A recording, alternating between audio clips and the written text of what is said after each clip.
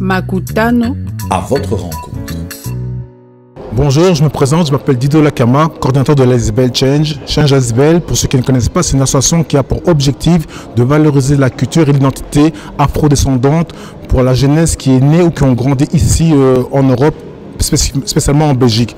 On a aussi comme rôle de lutter contre toutes sortes de discriminations qu'on vit ici en Belgique, mais aussi à créer des ponts entre la diaspora et leur pays d'origine. Aujourd'hui, c'était une journée spécialement dédicacée à M. Mandela qui s'est battu justement pour les libertés justement des peuples et des opprimés.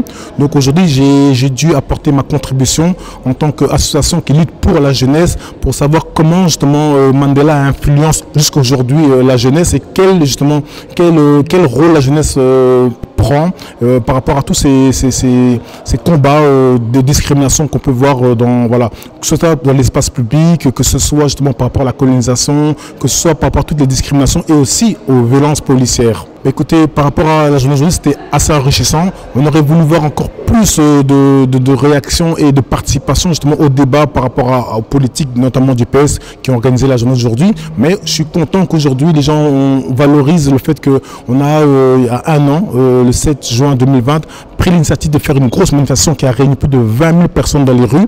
Et là, la communauté subsaharienne a pu montrer aux yeux du monde entier et surtout auprès de nos politiques et aux populations de la Belgique quelles étaient les douleurs que la communauté subsaharienne afrodescendante pouvait vivre du jour au jour de manière quotidienne. Voilà, on a crié qu'il fallait stopper et grâce à la solidarité et à l'amour des autres communautés, parce qu'on n'était pas seul dans les rues, on était plus de 15 000 venant du nord, du sud, de l'est, de l'ouest, des communautés différentes, de générations différentes, à dire stop à la discrimination, stop au racisme et surtout stop à ces injustices. Donc pour moi aujourd'hui, c'est un pas de plus, mais ce n'est pas le dernier pas. Il faut continuer à assister. Le combat contre la discrimination, c'est un combat qui se mène au quotidien et on doit tous être acteurs de la discrimination, qu'on soit victime ou pas. N'attendez pas justement d'être victime ou bien qu'un ami ou qu'un membre de votre famille soit victime de la discrimination.